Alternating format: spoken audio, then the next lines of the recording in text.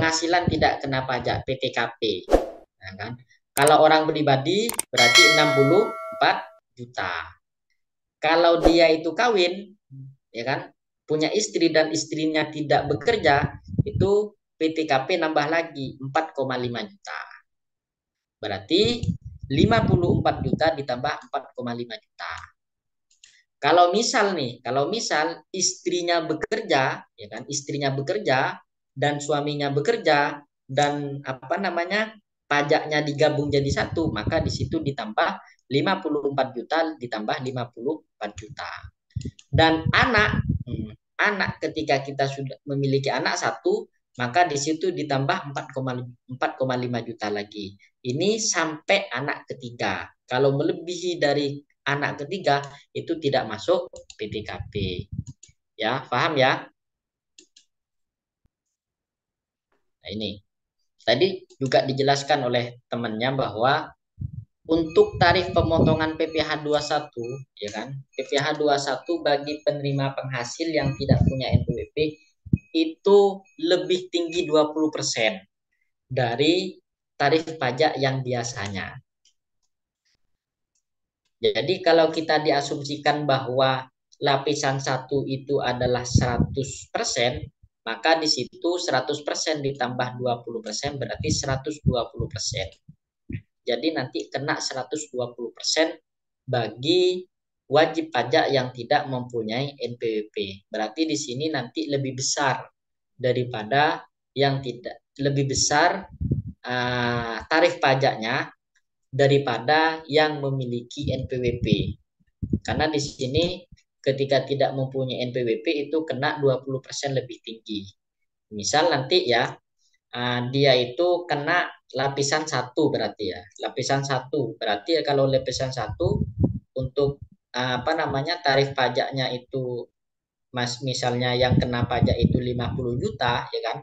Kan itu tidak melebihi dari 60 juta. Kalau lebih dari 60 juta nanti kena lapis 2 itu nanti. Berarti 50 juta, ya kan? Berarti 120% dikali 5%, 5% itu adalah lapisan 1 dikali nanti 50 juta. Lah itulah nanti yang dikena tarif pajak. Maksudnya yang masuk hutang pajak. Ini saat berhutang. Nah, ini contoh soal. Contoh soal Contoh soal ini kalau luar negeri ini. Contoh soal luar negeri. Thomas adalah tenaga ahli WNA, warga negara asing yang bekerja di perusahaan manufaktur di Jakarta dengan kontrak 6 bulan atau 183 hari. Kalau tidak melebihi ini, maka itu masuk wajib pajak luar negeri. Berarti sesuai dengan kontrak ia menerima gaji 3.000 US dollar per bulan. Saat pembayaran gaji per bulan pertama, kurs Menteri Keuangan itu $1 yaitu 15.000. Maka ketemulah di sini, karena ini 15.000, ketemulah di sini 3.000 US dollar dikali 15.000 ketemu 4.500.000. Nah, ini tidak perlu dikurangi biaya-biaya, karena ini kalau WNA itu warga negara asing yang masuk sebagai wajib pajak, itu yang dikena tarif pajak itu adalah penghasilan brutonya. Berarti di sini langsung penghasilan yang diperoleh langsung dikalikan dengan 20%, yaitu PPh 26 terutang, yaitu 20% dikali 4.500.000. Berarti di sini yang kena PPh 26 yaitu 9 juta gitu. Ya. Nih. Coba cermati ya. Abdi Jaya adalah status menikah. Status menikah, tetapi di sini istrinya tidak bekerja dan mempunyai 1 anak. Abdi Jaya bekerja di PT Sinar Unggul, ya kan? Abdi Jaya menerima gaji 6 juta sebulan. PT Sinar Unggul ini mengikuti program pensiunan dan BPJS Kesehatan.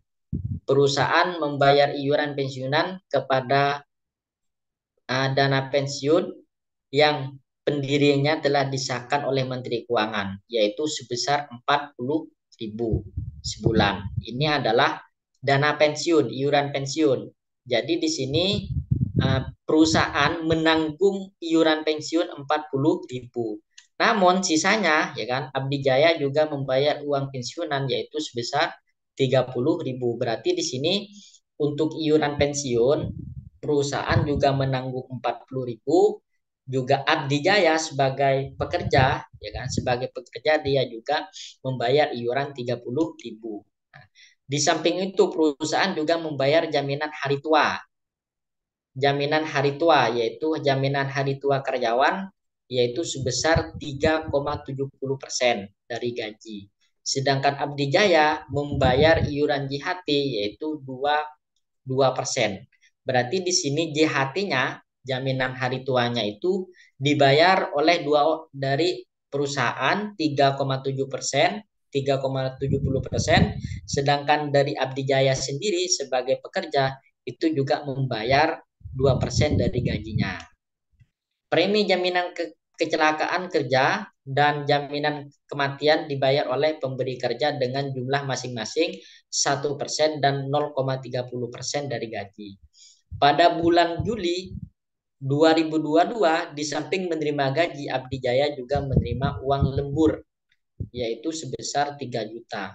Jadi cara menghitung PPh 21 di bulan Juli itu adalah nah ini. Yang pertama adalah kita harus mencari penghasilan brutonya, ya kan?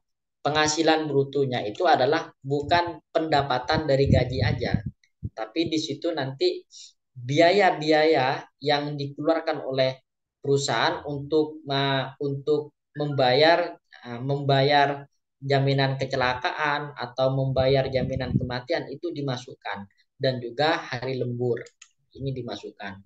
Jadi di sini gajinya adalah 6 juta, lemburnya itu tadi 3 juta, jaminan kecelakaan kerja itu 60.000, berarti 60.000 berarti di sini ya.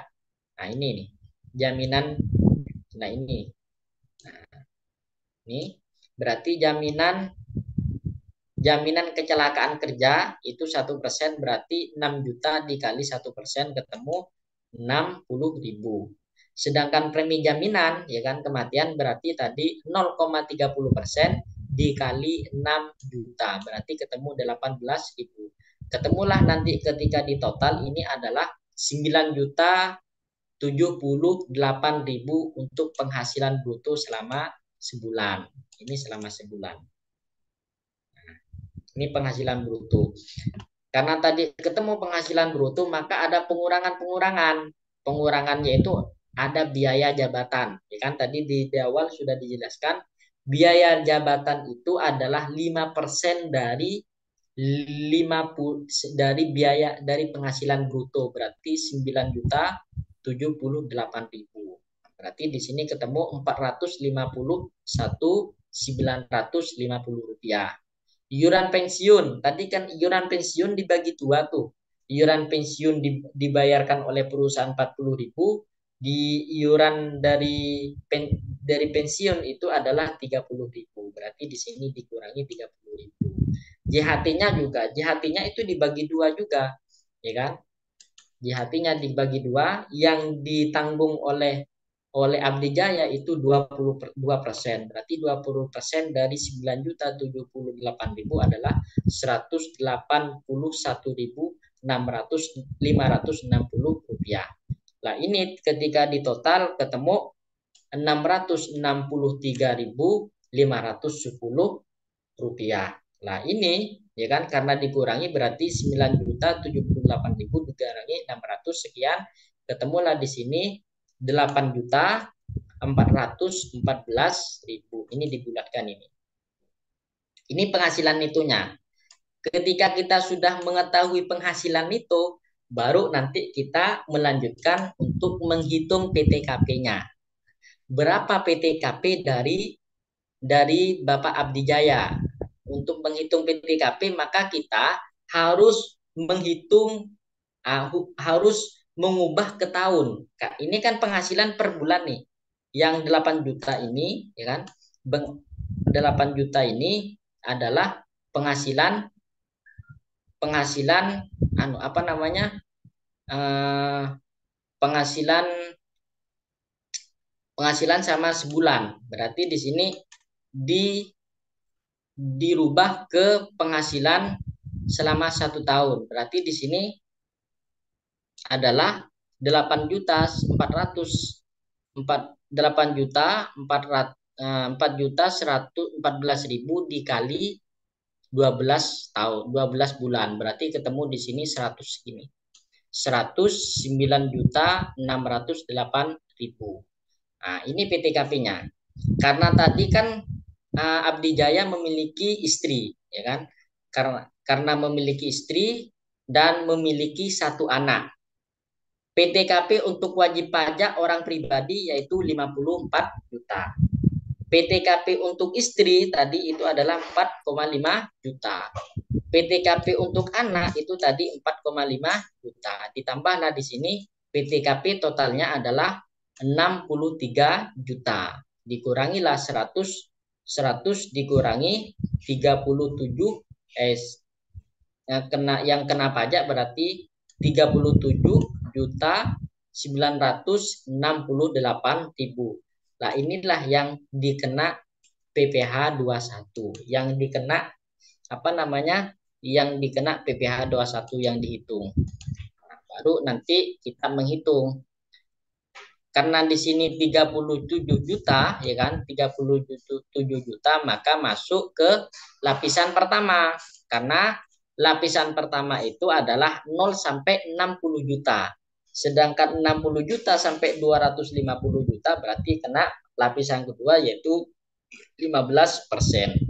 Nah, di sini kena 5% karena di sini kena lapisan pertama. Ketemulah di sini 1.898.400. Nah, ini adalah apa namanya? Hutang pajak selama 1 tahun. Karena kita ingin membayar di bulan Juli, nah kan tadi menghitung di bulan Juli, berarti yaitu 181.898.400 dibagi 12 bulan. Maka pajak hutang pajak di bulan Juli yaitu 158.200. Nah, ini ya untuk menghitungnya. Karena begini, ini beda dengan penghitungan kayak seperti biasanya kan. Kalau contoh-contoh di tahun kemarin, minggu kemarin itu kan ya, itu saya tidak melampirkan kayak semacam apa ini, kayak ini nih, kayak lembur, kayak premi jaminan kecelakaan, kayak premi jaminan kematian, tidak. Jadi saya memberikan contoh langsung penghasilan nitunya. Nah, ini saya kasih contoh kayak gini biar teman-teman bisa memahami ketika nanti wajib pajak itu mengikuti jaminan sosial, jam sostek kayak premi jaminan kecelakaan, jaminan hari tua, jaminan kematian, kayak gitu tuh. Nanti biar teman-teman tahu cara menghitungnya. Ini PPh 21 tanpa NPWP, ya kan? Tanpa NPWP. Ini sama sebenarnya kayak tadi. Jadi di sini gaji pokok selama 1 tahun, berarti di sini 35 juta. Ini sama sebenarnya. Yang berbeda di sini.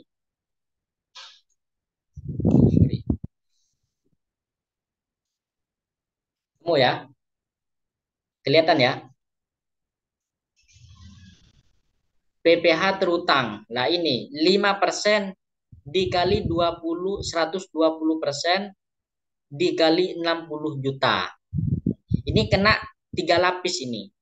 Karena di sini adalah penghasilan itu 331.500.000 selama 1 tahun, berarti ini kena 3 lapis. Berarti 0 sampai 60 maksimal 60 itu kena lapisan pertama. Lapisan pertama yaitu 5%. Berarti lapisan kedua berarti di sini kena 250 juta. Berarti 15% dikali 120 dikali 250 juta, berarti di sini utang pajaknya yaitu 15 juta. Ini adalah lapisan kedua.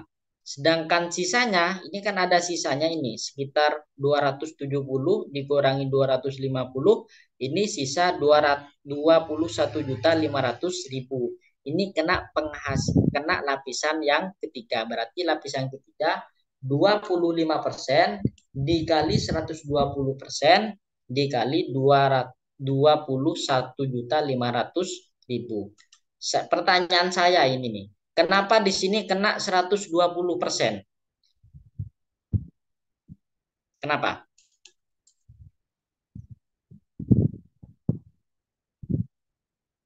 Ada yang bantu jawab.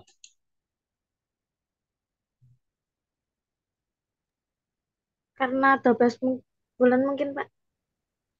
Karena 12 bulan. 12 bulan. Yang lain, kenapa di sini kena 120%? Kok ada tambah-tambah 120%? Kalau contoh di atas itu kan tidak ada. Nah, ini nih. Ini kan langsung 5% dikali 30.968.000. Nah, ini kenapa? Kok ada 120%-nya ini? Kenapa?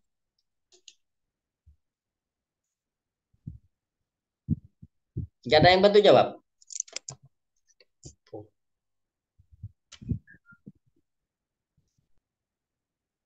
Ini ada semua ini kan?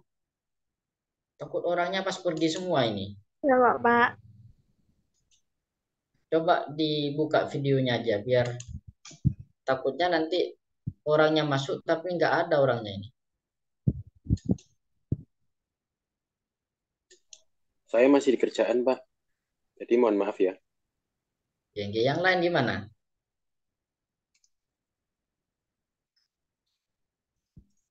Kenapa di sini ada 120%? Tadi kan sebenarnya sudah dijelaskan.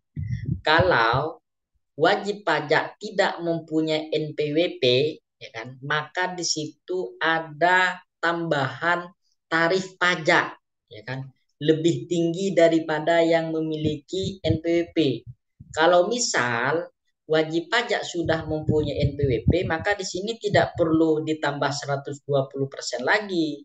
Berarti cukup 5% dikali 60 juta. Berarti di sini ini ya 5% langsung dikali 60 juta. Nah, karena di sini wajib pajak tidak memiliki NPWP, maka di sini lebih tinggi tarifnya, berarti kena 20% lebih tinggi, berarti 120%. Berarti di sini 5% ditambah 120% karena dia tidak mempunyai NPWP dikali 60 juta. Begitu. Ya. Ini sudah lewat waktunya ini. Ada pertanyaan? Ini sudah belum selesai ini. Nanti saya kirim aja ini ya ke apa? Ke grup. Ada pertanyaan mungkin? Ada pertanyaan? Enggak ada ya? Belum ada, Pak. Oh, siap. Kalau belum ada, mungkin cukup sekian dulu ya. Karena waktunya sudah habis.